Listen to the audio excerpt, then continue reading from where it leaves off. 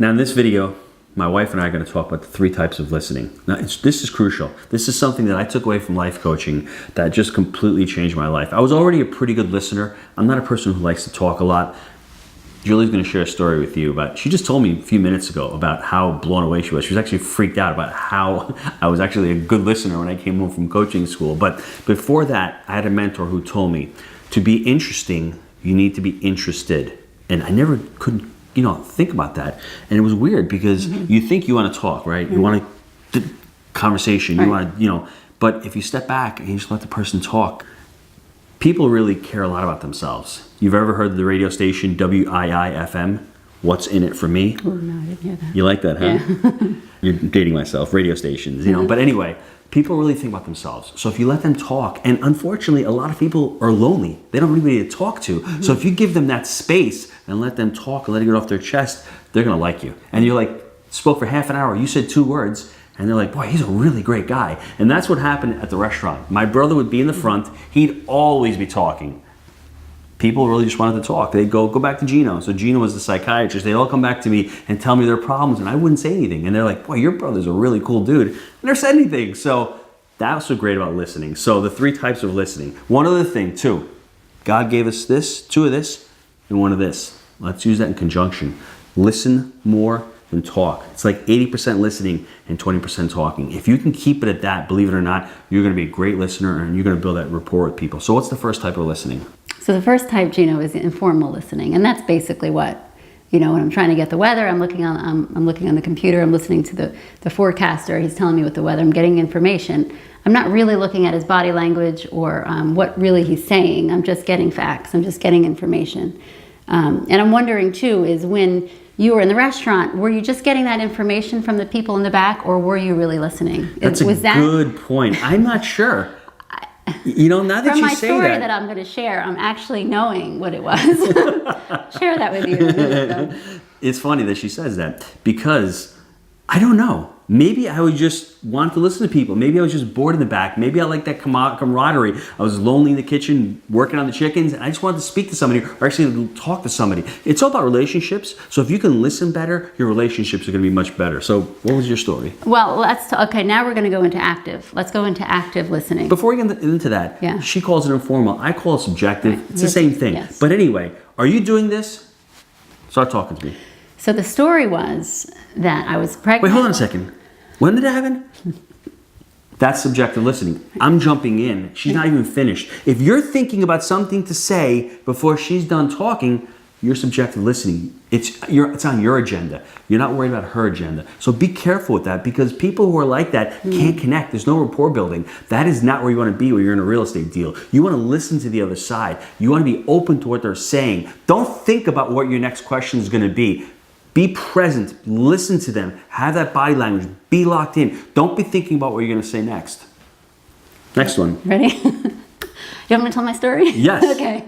Story was pregnant with our 6th child. Yes? Your 6th child, Okay. yes. 6th child. My husband's going to coaching school. He's obviously doing a lesson on listening. He comes home. He sit on the couch. He asked me a very deep question, which took a lot out of me, because I really had to think. I really had to think to answer this question. Mm-hmm. And as I was talking, he sat and he looked at me and he stared at me. And I was getting really uncomfortable because I didn't know what he was doing. And I actually stopped and I said, Gino, is everything okay? Am I saying something wrong? And he said, no, I'm just listening. And I thought, oh my gosh. And I think, well, maybe that was the first time he actually sat and listened to what I was saying. And how crazy that sounds, but it's true. We don't listen half the time. Half the time we're thinking about, like he said, that happened to me when I was that age. Yeah, I did that too. We're not actually focusing on what the person is saying. And I think leaders who truly lead are listening to people, are listening to their team, are listening to their groups, assessing what they're saying, and then going back and asking them questions. That's what the powerful thing about that we're going to talk about, the 3rd level of listening is. It's really sitting down and being present with the person. Not just listening to their words, but listening to the energy behind their words, listening to the tonality, watching their body language. And I just learned this. I mean, I don't want to generalize, but most men can't do more than one or two things at a time. If I'm watching TV and my wife's talking to me, I really honestly can only do one at a time. So that's why the subjective listening, especially with my children, I've got to shut the TV off and turn around and be present for her, right? So just be aware when you're doing that. Shut the TV off or tell your wife to hold on a second. I'd rather shut the TV off. But seriously, focus on one thing at a time. That's why the One Thing by Gary Keller, I'll reference that book again. Focus on your one thing. There's no such thing as multitasking in life. That's a fallacy. You want to complete a task. Let's focus on that task. Let's do the best job we can. I've got 5 minutes with my wife in the morning. I'm having a cup of coffee. Let's have that level 3, not the level 1 where you're just there. Be present. Be present in every situation you're in. So go to the second one. Well, that was active. Oh, active. You were doing active. You were actively listening to me.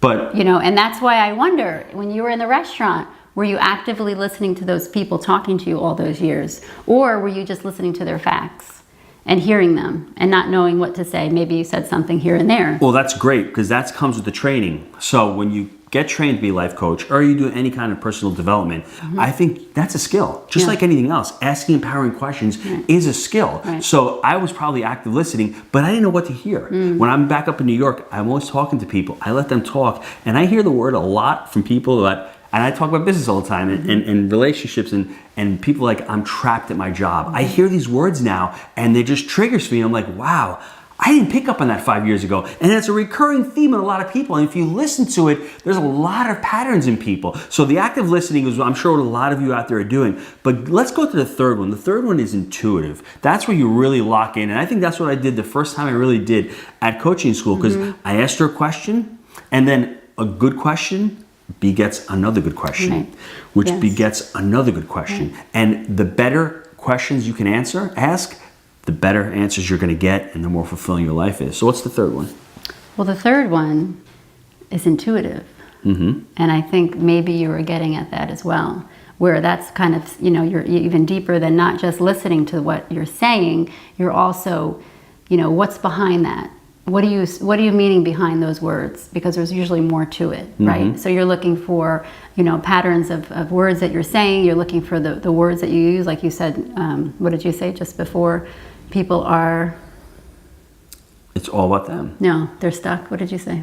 People are trapped. Trapped. When people say that they're trapped, that's something you have to listen for. Well, what are they trapped by? You have to go into that. So you're intuitive about how they're acting. And keep asking those questions. What does trapped mean to you? Paint the picture for me. That's what's important. Now, the thing that I want to stress about this intuitive, this is especially for business. When you're in negotiation, it's really not about A. There's always other hidden agendas. There's always other stuff going on.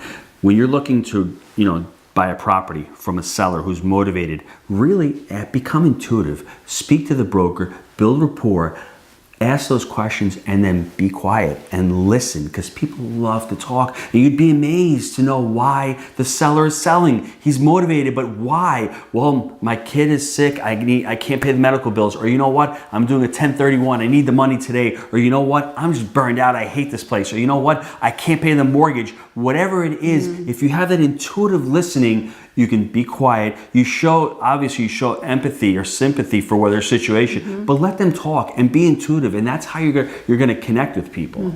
So let me recap this. I hope my wife is listening to me right now. There's 3 types. I call it subjective, which is the lowest level. This is what we do every day. We're out and about. We're just listening, just commenting. The agenda's all on us. The next one is, I call it objective or active. You're really listening to somebody. You're really dialed in. But the third one is intuitive, which is really a high level. You're really, geared into them. You're looking at the tonality. You're looking at body language. Reading between the lines. That one takes a little bit of practice. So for me, an action step for you when you're done with the video, the next couple of conversations you have, see where you are. I also challenge you to do this. Try to go blank. Try not to worry about what you're going to say. Because when you're at that state, people can feel that tension. Jewel, start talking to me. Well, I have to go inside and make dinner.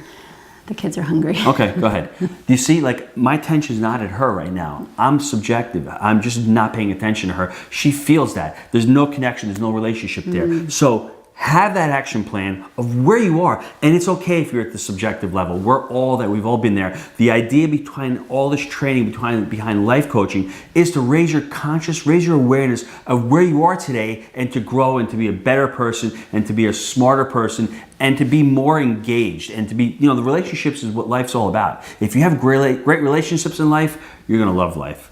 Money's great, but money's not the cause, money's the result. From all these relationships, from doing what you love to do in life, the money's gonna come. Relationships, I think, are the most important thing. And how do you create those great relationships? By being a great listener, by being there for people, by asking people questions, by being intuitive. Anything else? That's it.